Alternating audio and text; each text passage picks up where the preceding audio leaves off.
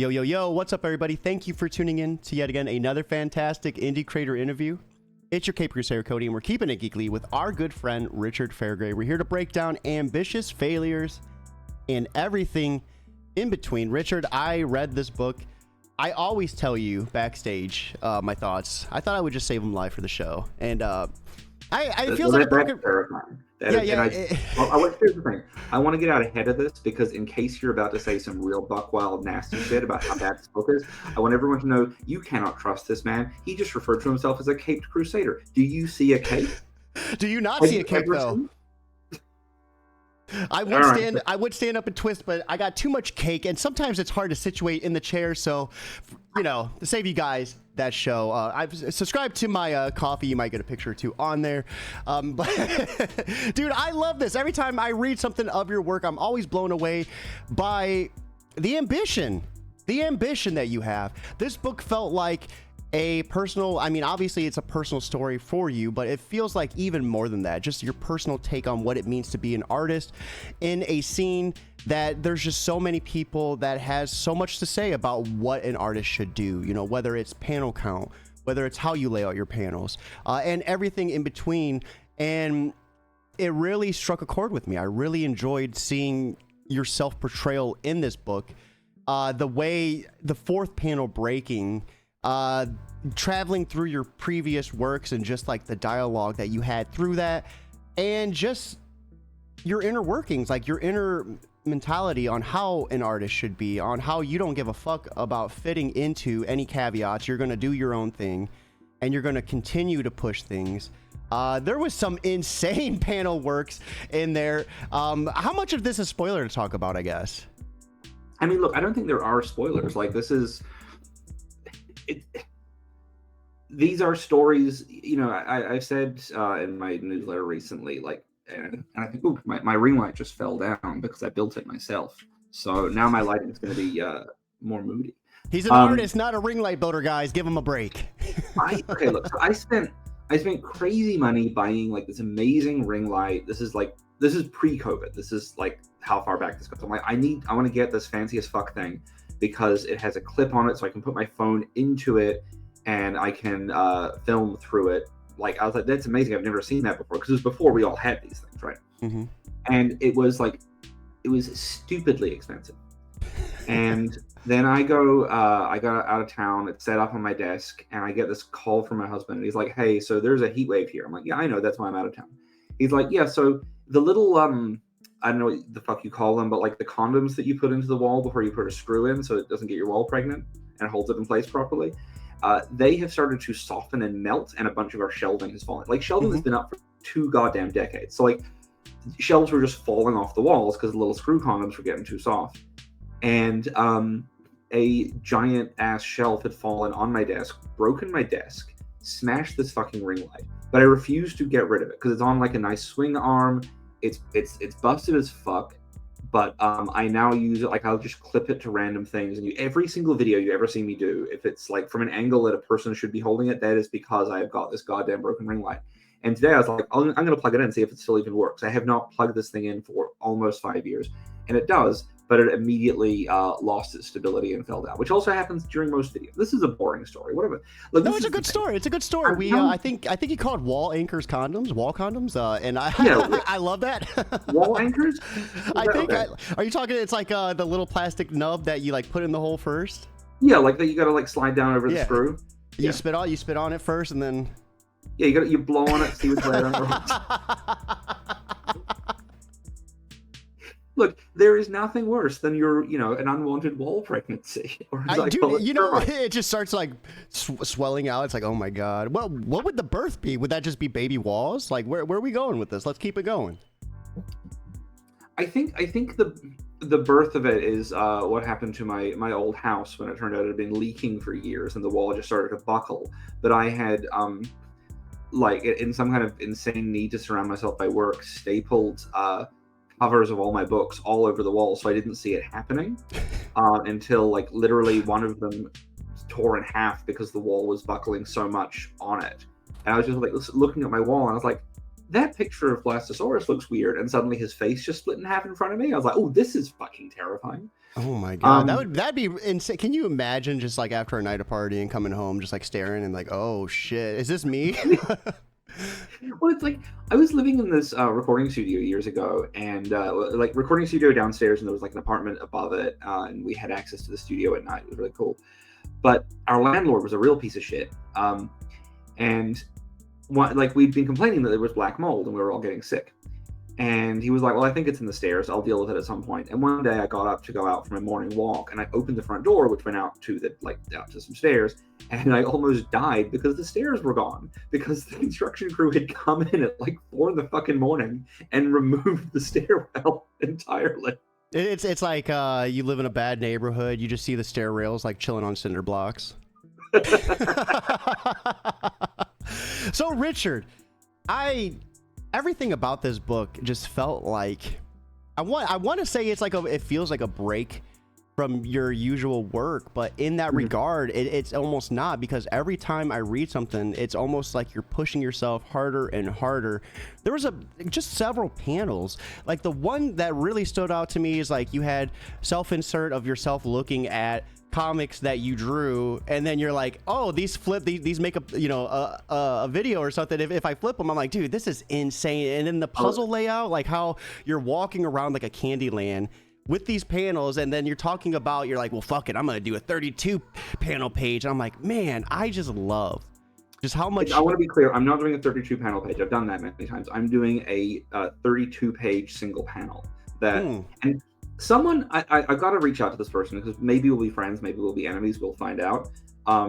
Someone is bragging they're going to do this like 28 page accordion fold single panel comic. And I'm like, oh, cool, your folding comic goes in a straight line? How exciting. Fuck you. My 32-page comic weaves around and the stories split off from each other, and I'm still trying to find a printer who can make it unfold in the right order. But it will make an 8x4 grid eventually, and it'll be a single panel that tells the story of people going through a party. That's Wet Cement issue 3. I might fail at that. This is the other thing. What I keep coming back to with all my works is like, I'm doing new shit all the time. I'm trying harder and harder stuff.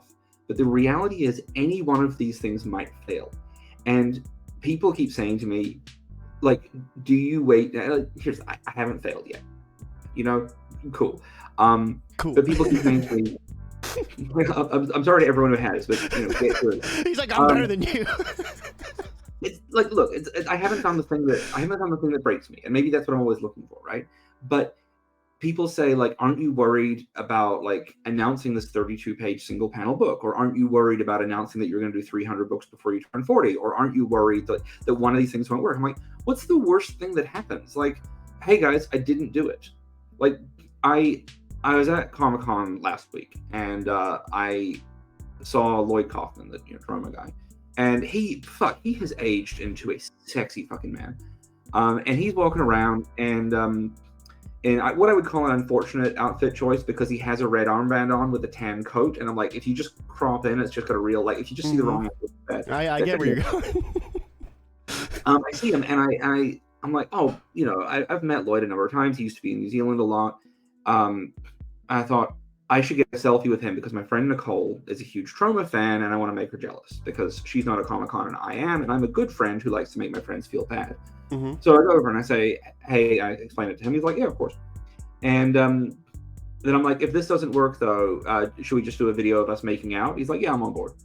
So I leave, and then he walks past later, and we stop and chat for a second. I'm like, I'm a little bit serious about this makeup video. And he's like, what, why? And I was like, well, I'm doing this book about wanting to fuck the penguin. And I kind of feel like part of the marketing for it should be me making out with you, then you explaining to the audience how good I am at adult activities, and then challenging Danny DeVito to come and join us. And he's like, interesting. Now, and he said yes. He said yes to this thing. Now, here's the thing. He could have been doing that, like, friendly saying yes on the con floor to what is absolutely a buck wild, insane idea. But I'm just saying, like, fuck it. He said yes. I'm going to pursue this and see if it works. And if Danny DeVito ends up, coming and making out with me as well and reading my cool book about how sexy he is as the penguin in his soiled pajamas, then that's even better. Mm-hmm. But if it doesn't work, what's the harm? I've had a great time telling people, yeah, Lloyd Kaufman and I are going to make out on video. It's going to be great. if I don't do this 32-page single panel comic, what's the worst thing that happens? Is what maybe I end up with 16 pages that work. Maybe I end up with like still one of the fucking hardest things in the world that it doesn't get released. I put it as a backup piece in something else. I redo the comic. I make a better comic because the first thing fails. Like, so what is it for you? Do you have like a kink for suffering? Is it when you put it out, the fact that you're working on something so insane that it pressures you to do it? Like what like gets it going for you? I don't want to be bored. Like can you imagine, this is a very hard job. I make my living making comic books. It is very rare that someone gets to do this. And like, there are many easier ways to make money. I could play basketball. I could race cars. These are both things that I've never tried. Pictures, you got some nice feet. Here's the thing. I have a fear of heights, and so I didn't grow tall enough to play basketball. No, I just moved my head closer to my camera, which I'm on my old iMac, and like my lighting just got so much better, which means I've still got that shitty setting on to make everything like automatically do whatever with the. And your glasses turn like pink, so it's like you're an anime villain now. That is phenomenal. I am so they're not pink in real life, and they appear pink in every picture I see. It's you know what? I'm gonna just enjoy it. I'm gonna stare at myself for a second and be like, "Hi there, Richard." I'm also very happy because I'm wearing the Sonic Youth T-shirt, which my ex bought me when I was 23 years old, and I literally have not fit this thing for 7 years. And then last night, I like found it in my drawer and was like, "Oh, actually, maybe I do fit that again now." And fuck yeah, I do. So it's such a good feeling, isn't it? It is such a good feeling. It is, and like I'm not thin. Like I'm not, by no means am I a thin man, but like to be not as fat for a change, especially when my career is sitting, really fucking good feeling. Yeah. So Richard, let's go ahead and get back into ambitious failures. I mean, yes. I think we got enough. This whole conversation has been an ambitious failure. Let's be really clear about that. We got some good subplots going into this, but so with ambitious failures, I mean, there's a whole lot of dick in this, a whole lot of dick sucking. I think at one point you even were like, I don't know if this is media mail because this is pretty much like an ad for sucking dick. And I just love how real you keep it while diving into your past. I mean, we see inserts from Blastosaurus, we see inserts from so many different comics. Was that hard to do? I mean, dude, the way you handled it, and I know everyone watching right now, you have no idea what I'm talking about, but we're talking like we have like the panels, the comics are angled in the panels, Richard's walking across the page. Like, how'd you do that? So I drew the page, photographed it as I do because I don't scan anymore. Then manipulated the pages of the old comics. Some of them I reversed. The stuff where I dive down into the page that says here's a splash page where I'm like belly flopping into the comic itself. That's fucking awesome, dude. So after that, when I'm swimming through the Blastosaurus pages, I actually reversed the order of the layers in Photoshop so that all the colors, the flat colors, are the back. So that's why you're seeing that kind of weird version of it. Sort of treating it like an old matte painting and being behind it, so you're seeing it from the wrong side, so it's all blobby. And then I manipulated those pieces to fit with the panels, and then I printed those out with a mask on them so that everything else was hidden. Then cut out those pieces and glued them onto the page. And then I rephotographed it, and then I overlaid the full color version, but like because it's a photograph, it's never going to be quite exactly where it was the last time, so they're all of those bits are a little bit off. Then I set it to, I think, either overlay or hard light, so it just kind of creates a little bit of a fuzz or a static or a kind of like a vague vibe of something radiating. So it really is physical collage mixed with digital collage. And I wanted to ask because probably your normal person would have just like took a picture, angled it a little bit in the panel, maybe add some detail to it, but you work primarily in a physical medium. So I wanted you to kind of break it down because the amount of work and effort that you put into this is just as insane as like the concept and how you created it. Like, So I do want to dive into some of the color schemes because I know with some of your previous works, color has a little bit of a significance in it. Red feels like a pretty big one in this, but we really don't see a whole lot of color until that splash page, if I'm not mistaken. That's what kind of when we started seeing a lot more color bleed into it. Was that intentional, or is that just kind of how the cookie crumbled? So there is no intention. This is the other big secret of this book, is I didn't write it. Like I had been traveling to all these cons. I hadn't been in LA for more than or my place in Canada. I'd been to neither of my homes for more than 36 hours at a time since like early May. And I had been getting almost no work done. And I was meant to be working on finishing off the art on Wet Cement issue 2. And I came back and I was like, I have 10 days in a row in one place before I go to San Diego Comic-Con. Let's just make something new. And I started drawing that first page, no script, just like I'd had some ideas about what art was. I'd had a lot of conversations about at the con in Denver about people kept saying to me, you should write a memoir. And I like people say this to me all the time because obviously like I have a life. I am pretty open about it. And I think that everyone has a life, but most people just aren't that open. But when I'm telling these stories about like, you know, the guy who does art with the blood from his dick who I met at the art show. You know, Rich, I'm gonna stop you right there. I don't think a lot of people have stories even minutely close to yours. I think they just don't ask. I think this is the thing, they don't ask. But like, you know, like most people when they find out that a friend or sexual partner does art with their dick blood that's on the wall of their bathroom, their immediate thought isn't like, I have to blow this guy immediately to see if his dick has scarring because I didn't notice, or I should call my mother and tell her about this because she'll find it funny. And so I think it's just these things happen to us. Anyway, so people keep saying you should write a memoir, and I always feel bad because I don't want to say to them, "Oh, actually, I already have, and I have a copy right here for $25 if you're interested," because then I'm an asshole, right?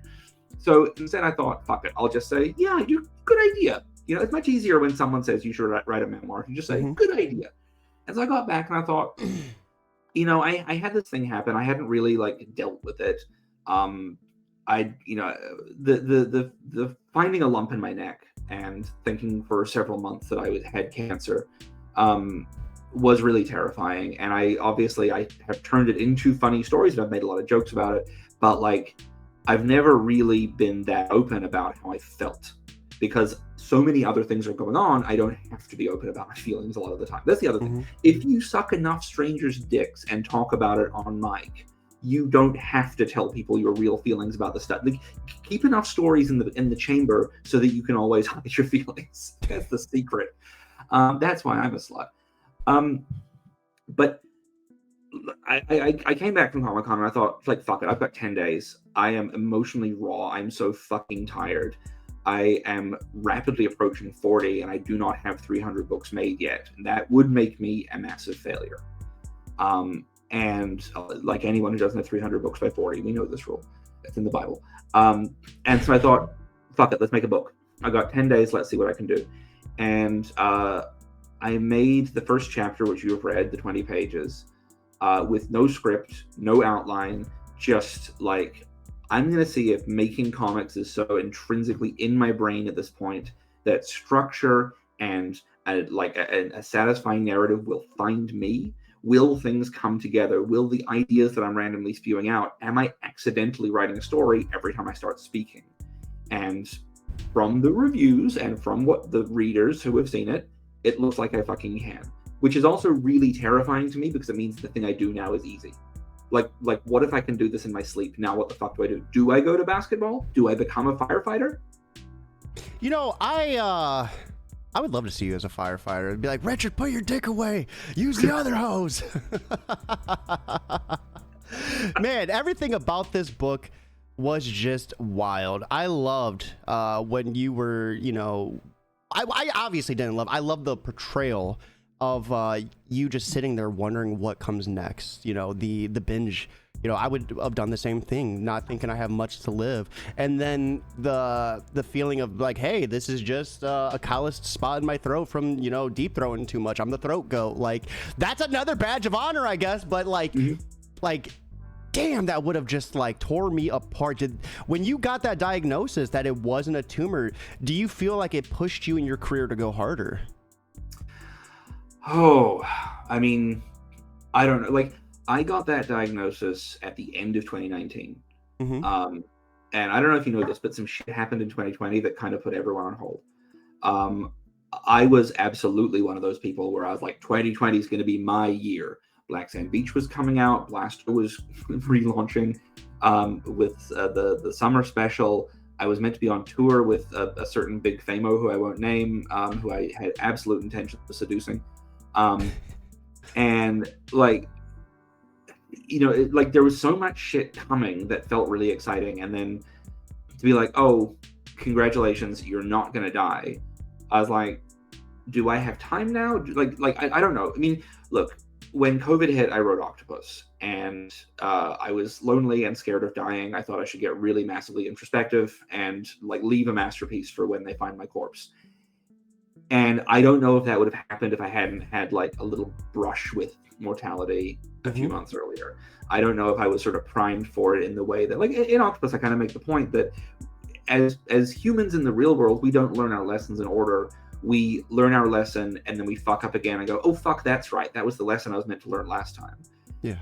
You know, narrative tells us we learn things and grow in order, but we don't. We swirl around it. We are a spiraling narrative. We are like, my life is more like a Jeanette Winterson novel than it is a superhero story. Like fuck you, Joseph Campbell, you're dead so I can't seduce you, but I would, because just narratively great.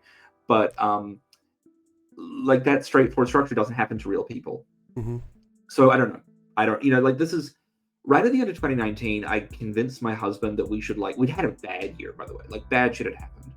And I said to him, we should actually become those kind of assholes who write down all the bad things and burn them and like really welcome the new year. I fucking love that. I love that. And like my husband is an emotionally closed off man. Like he is someone who, like, I'll bring up something terrible that's happened to him, you know, watching his life partner drop dead in front of him, and he'll be like, he'd be like, oh yes, that was bad, and then that's his open feelings about it. And I've been needling at him, being like, show feeling, show emotion, be a human, you're not a robot, it's okay.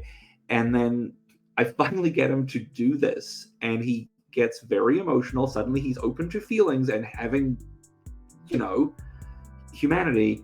And then COVID happens, and suddenly, like, it's like, oh, you're open to feelings at the point where you really fucking need to put a shell around yourself? I'm so sorry. So it was you know, I was open to these things maybe because I thought I was going to die. I've never thought I was going to die before, and I've tried to commit suicide. Like that, I've never believed I was going to die.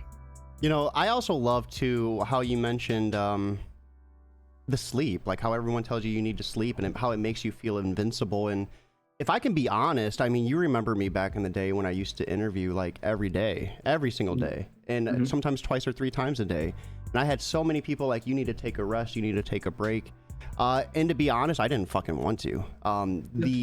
It was like the fact that I was just, you know, doing my thing, and like every show was good. I had no reason to sleep. Like, why would I sleep if my shows are good? I'm like just interviewing all these people. I love doing this. It made me feel invincible. It made me feel even more hungry, if that makes sense. Do you feel any of that for you? Like when you're just pumping out piece after piece and you have all these people, including me, who's very concerned about you, does it make you feel like I can do more? It's not even like, okay, part of me is an 8-year-old who is, you know, my parent is saying you're just grumpy because you're tired, and I'm saying no bedtime for me. Like, that's absolutely, this is oppositional defiance to a T.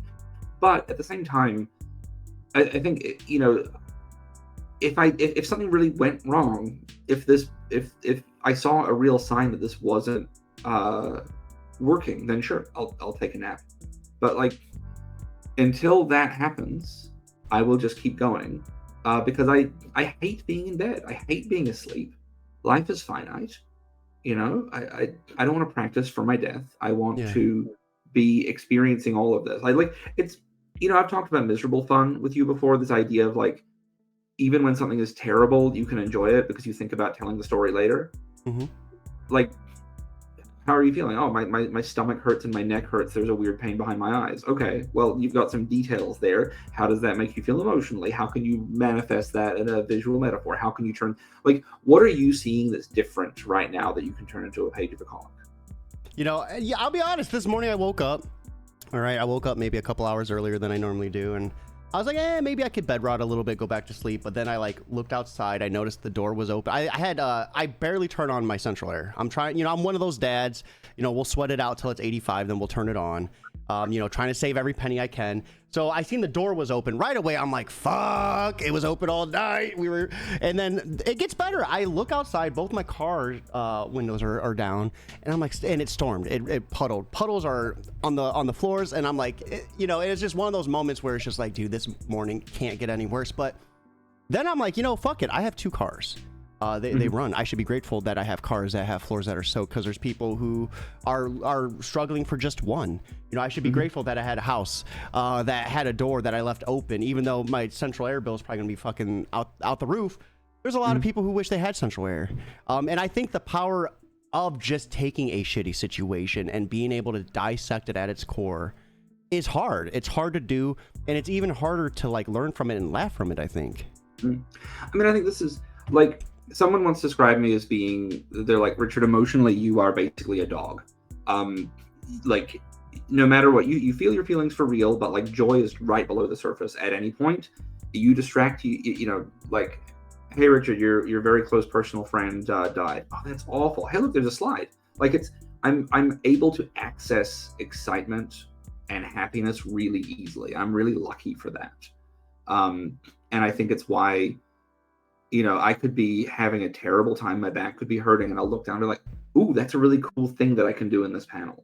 When I say I don't want to get bored, it's like every page of this book is me trying to say, like, what's something I've never done before in a comic? What's something that I like can do that's, I have never been a person who's put I've done a memoir, obviously, but I've never put myself into a comic talking about what makes a comic book. I've never been that kind of writer. And so to say, like, well, what would it look like if I did? Like, can I climb out of the page? Can I wander through this space? Can I whatever? And it made it fun. It was new and it was different. And like, I did San Diego, and then I have another 10 days before I have to travel again. Although not travel again. I've still got to go to I've got to travel back to LA, and I'll travel to Canada in the meantime. But what you've read is chapter 1 of what will be a 64-page comic. That is, wow. The first part is like the ambitious failure. The second part is called Too Much Blood, and it is my exploration of what it takes to know that an idea is good, which is a very challenging thing. I don't want to give away too much, but like, it is about me exploring it turned into me exploring 3 late night walks I had where terrifying things happened to me. An attempted stabbing, a person following me and loitering outside my house all night and finding me on Grindr, and then the last year when I woke up covered in someone else's shit. And looking at the different ways that I've reacted to that, and the dinosaur that I keep going back to, like an abusive ex who I draw for myself.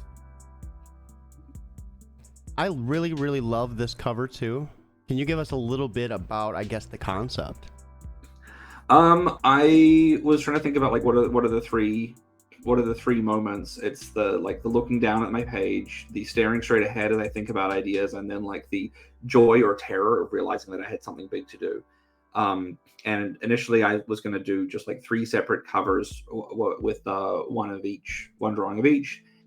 And then I thought, well, wouldn't it be more fun to see if I could do all these things as one drawing? So it's one pencil drawing, and then the 3 inked faces are done on separate pieces and then overlaid with each other, which is why they're sitting off from each other a little bit. The only inaccuracy in it is that I actually don't wear glasses while I draw. So I guess technically this cover is a big lie. Do you have red glasses like this too? Yeah. Zenny Optical, my friend. I love it. You should wear it for your next interview, Richard. Look like the character on the cover. The red ones are in LA and I'm in Canada, so you're stuck with these ones that look vaguely pink. So for the first 50 physical backers, you're going to get a free mini comic from Richard and Theo's funny book line. Yep. right here, Men of the Moon. We have dropped that link in chat, guys. Be sure to check it out. Richard, you're already hot on the heels too. We got $458 of a $2,000 goal. I know you're not watching, but I'm gonna let you know you're already off to a fantastic start with this launch party. So give us a little bit about this. Isn't there, you're giving out a mini comic with each campaign? Every time I do a big campaign, the little 5-day campaigns I'm doing for the weird shit, no. But anytime a campaign is more than 2 weeks long, the first 50 physical backers get a mini comic from a run of 64 mini comics that Theo McDonald and I did back in 2014. These have never been released outside of New Zealand. It was sort of a way, sort of like Ambitious Failures. It was us saying, like, can we do an extra 52 books this year without it interrupting our regular work schedule? And can we burn through all of the ideas that are too small to be anything else? So yeah, this is the third one. It is literally, what would you do if you were on the moon for a really long time? And I said to Theo, I was like, why are they on the moon? He said, because they're taking a photograph of the Earth and they're waiting for the clouds to get out of the way. And I said, how are we going to have them have anything to do? He said, because, Richard, they're going to have props with them, because everybody knows, every professional photographer knows that once you take the serious photo, you've got to take the silly one too. Mm-hmm. So they have an endless supply of any fucking thing. There are 4 books in the Men on the Moon series that turned into it's Men on the Moon, Men on the Moon, Men on the Toon, TWON, Men on the Wane, and Men over the Moon, which is when they've returned to Earth but can't stop thinking about the moon. I love it. And then we have some interiors from Ambitious Failures. So let's check this out. Right here is right when you found the lump, and I love, you know, the little characters right here. We have the Hamburglar. Who's this? I can't. Which it's the pig. It's like the boar pig head. Look, this is just me feeling like drawing a pig. I want to live in a world where, like, when I notice someone looking like an animal, I can just assume they really are. I've also got Gru from Despicable Me next to me on the plane there. Yeah. And then obviously when I have the giant fucking head, that's is this Recess too? It's Recess, yeah, because like I am the Mikey of any friend group. Why is that boy drawn larger than the rest? I love that. I love that so much. I just realized that was Recess right there, so that is so cool. And you are really good at drawing, like, what is it, anamorphic? Is that how you word it, animal people? Anthropomorphized animals. Yeah, so I was way the fuck off. But you're really animorphs are people who can turn into animals, and sometimes they get stuck as a hawk, and it's tragic. Oh my God. So I love just your attention to detail. And that's the thing, you typically, I feel like, draw in this style. So seeing you kind of break away into like an animal looking character, like, I mean, you obviously did your Blastosaurus series, but I haven't seen a lot of this type of drawing from you, and it just looks phenomenal. The detail right here with the alcohol, just your reflection in the bottle, you know, bottom of the bottle, so good. And then don't forget the dick sucking in that bottle as well. I will always I'll sneak in a subtle glory hole pick. Oh, there's a lot. There's a lot in this comic. There's a lot. And so this is what I was talking about earlier. We have the comic page angled, and then we have you like walking across the panels, diving into the panels. It feels like such a wonderland. This is like, anytime I read one of your comics, it doesn't feel like a comic. It feels like something different, but it's a comic. I don't know how to explain it. It's like a motion picture within a comic. And it's just, it's refreshing. I think that comics are a limitless medium. I think that no one has fully realized what a comic page can do, and because it's infinite, and I am just trying to push at those boundaries. And just like right here too, just the lack of color. And you know how everything's grayscale, and then you have like the splashes of green right here and right here and right here. It's just, I love, you know, the color schemes of these pages. Is this just like to maybe make it more significant looking on the page, or is there, you know, any meaning behind it? No, it's literally just me going, I wonder what'll look good on this page. I don't know what the next page is going to be. I mean, like, this page is a great example of it. Like, I knew that I wanted to be walking through a scene from Blastosaurus, and I was drawing the first panel, and I was like, oh shit, the dialogue's going to be really interfering with what I'm talking about, and people will get distracted by reading the Blasto dialogue. So I literally mute the comic. I take out my TV remote and I mute them, and then it wasn't until the last panel where I realized me saying that, like, I'm happy now, and having Richard from Blastosaurus respond by saying nothing is like that's a real fucking stinger. Like that is my character calling me out on my bullshit and like asking me a question by saying nothing. I had no idea that was going to happen. I literally just removed myself from the final panel, and it became a good joke. Or and it's just the panel layouts. I mean, everything is so different, and I loved how you called out, and there's just so much good too. Like you're about to get to me calling out the guy who said 5 panels. yes. Like you're like, there's no beef in indie. I'm not the Hamburglar, but I'll make a whole comic about it. I was like, fucking Richard. And look, like, man, it's just I loved how you made a whole comic with just insane panel layouts. Yeah, that traditionally, I don't know, like traditionally you really don't get to see a whole lot, and your one statement on how your artist is probably bored, I just laughed so hard at it. I mean, look, it's a vicious page, and if anyone knows who the person is, they'll agree with me, because their artist must be bored. I don't get nasty. I don't call people out on a lot of online behavior. I don't call out people for most things. I will sort of accept like people have different views and opinions than me, what have you. But when somebody is saying definitively what comics should be, that sucks. Comics can be literally anything. And I'm going to literally like roast them but by not just calling out what they're saying as being dumb and shitty, but also proving them fucking wrong by doing, I think, the best page in the book as a 12-panel page with their particular 5-panel overlay draped across it, breaking it up in annoying ways. Like right here, I mean, how many squares, how many panels do you see? We got the one panel right here that is split into 1, 2, 3. I mean, like the way you split these up too, you have your character in this panel, then the whole building is in like 17 different panels. What type of mindset do you have when creating this? Do you just let it play out? I mean, I know you said you went into this without like a typical kind of like guide for it. I mean, when you're designing this page, like how does that look for you? Well, this was all just thinking back to that shitty conversation where this person said on twitter.com that they never put more than 5 panels because they respect their artist's time. And I thought, well, that sucks. What do I like doing? I like the Luca effect. I like to see a character like move through a panel and appear multiple times. I like to take something that's traditionally used for action to show something fairly mundane, like walking or climbing. And I like to play with like the way your eye goes around the page. Like I have to get from left to right and then back to left again. How do I do that? Oh, I'll put in this wire. I like literally this started by me drawing the building and me drawing myself walking across the roof. And then I thought, fuck, how do I get back to the left? Like there was a point in the penciling stage where I was like, well, maybe I can like fly in a paper airplane, like in that one episode of the Karate Kid cartoon that I've seen. Only half of it though. I have no idea if they made it into the other building. It went to a commercial break. And then like realizing, look, fuck it, it's comics, I can do this. And I want to like call out the fact that like comics are a fucking team sport. We all support each other. So I will do a sign that says comics and have the I be dead because I was about to ask you the significance behind that. So there's no I in comics. There's no I in team. There's no like the author is dead. Long live the author.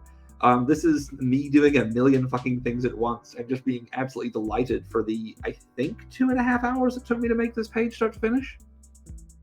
And then this page too is so good. We have like a maze or like a Pac-Man maze going on here, and the way you have that background. And let's not forget that you have like the actual page too. Like you didn't cut out any of this bleed or anything.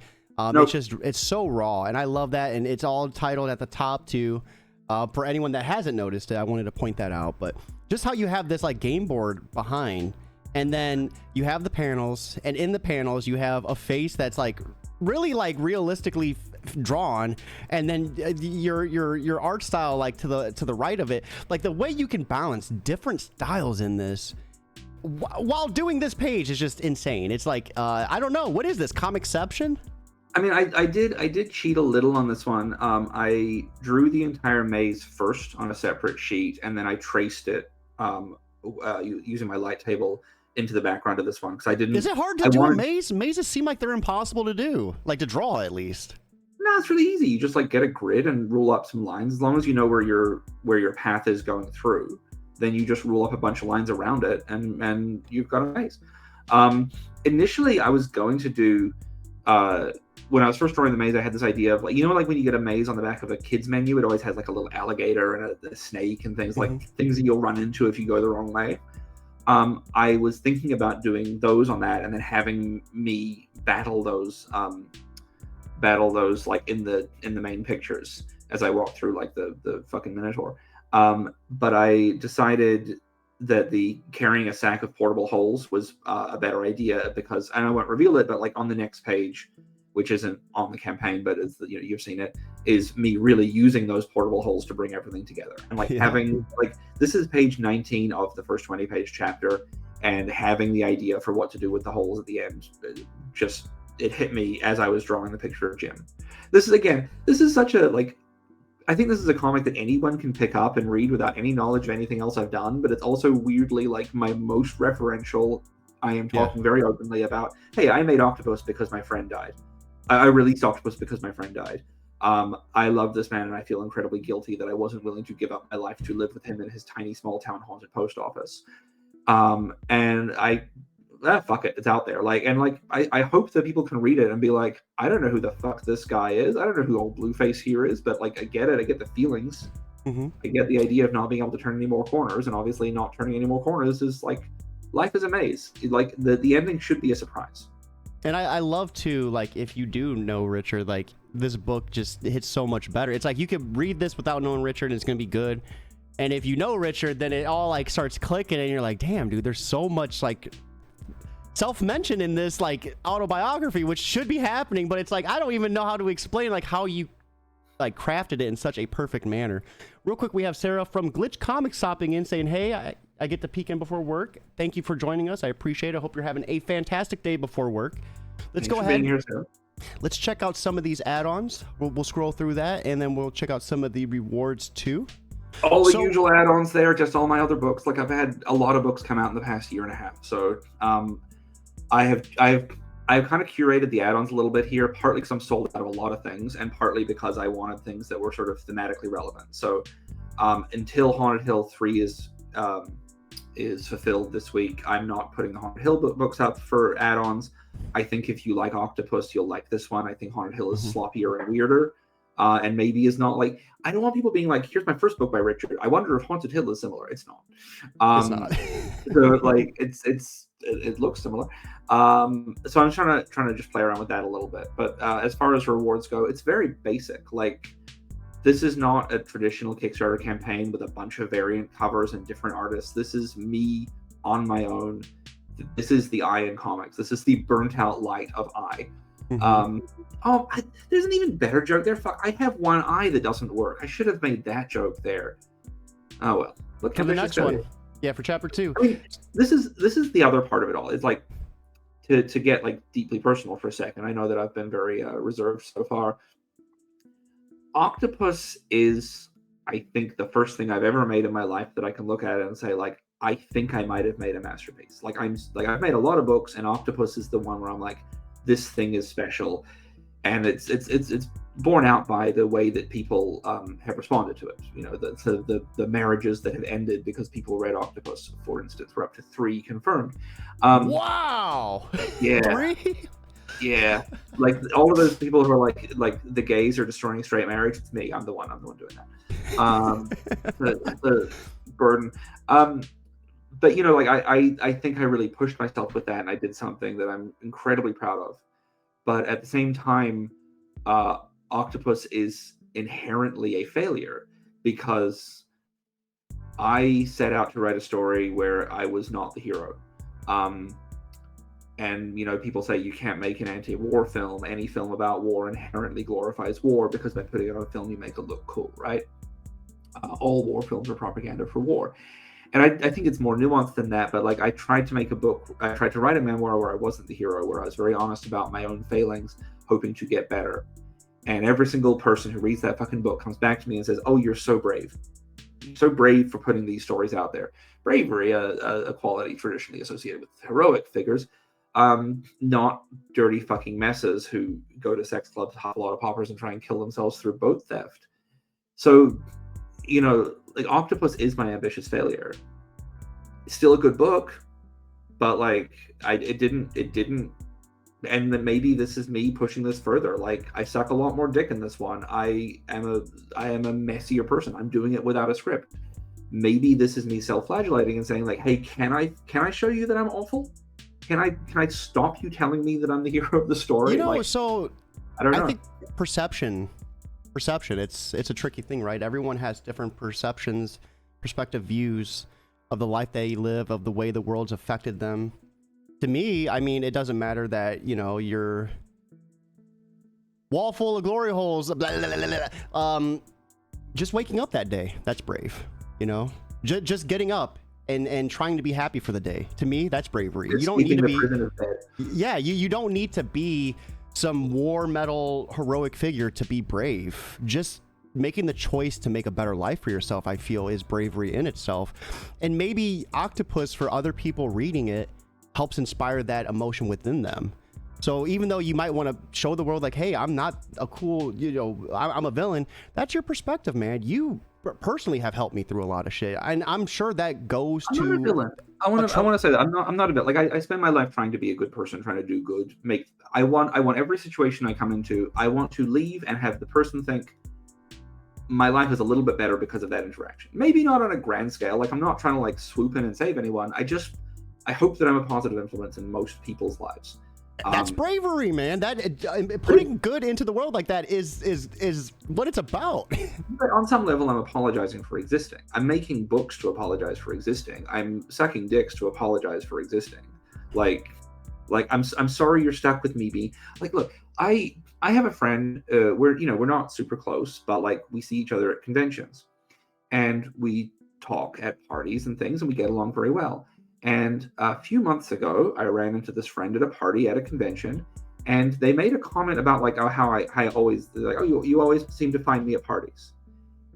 It's been months. This was a throwaway comment before a conversation, and I think every day for at least an hour about, did they mean that that's a bad thing? Am I ruining their parties? Are there like if they've perceived that I see them at parties all the time? I thought I was just their friend talking to them. Maybe they hate me. Do I need to apologize to them? Should I write a letter because it's more personal than email? No, this is unhinged behavior, Richard. Just make your fucking books. It's okay that you're this person as long as the books are good. I really didn't like how you wanted to apologize for existing. I think you are a good person. I think you might be in your head a little bit, Richard, and maybe Really? that's from lack of sleep. Could be the 2 to 3 hours a day of sleep. Catching up. This is me all of the time. Like, look, when I was 7 years old, my school principal came in and took me out of class because I had accidentally bullied one of the parent helpers. I had made her feel very bad about herself by saying some, I don't think very nasty things, but apparently it had hit home for her. And I think if a 7-year-old can bully an adult, that's on them. So I don't feel bad about that part. But he said, like, he was telling me off, and he said, you're going to be on detention for the next 5 days. And I said to him, I don't think that's fair. I think it should be 2 days. And he said, Richard, stop negotiating. And as a 7-year-old, I didn't know what the word negotiating meant. So I said, I'm not negotiating. I'm trying to make a deal with you. And he laughed and then didn't give me any punishment because I'd given him a good joke, apparently. I got home that day, and he had called my mother, and he had told her this interaction, and she had thought it was funny, and she made fun of me for not knowing what negotiating. Now, I'm a very smart person. I know words. I write books. I had a book out by that fucking point, for God's sake. I should know the word negotiating. I keep a close eye on that principle to find out when he dies, because I will relax when he dies. It has been 32 years. The man is still terminally alive. Oh my God. Because at some point he will die, and he will stop telling people, like, what if that guy's walking past the bookstore, sees my book in the window, and says, oh, you shouldn't buy that. That guy doesn't even know words like negotiating, basic ones that might be in a normal book. What I'm saying is, I never forget anything. Don't ever try to correct Richard on shit, because you will be living rent-free in his head, and he will want you to die. No, I don't want him to die. I don't wish this man dead. I will just relax when he does.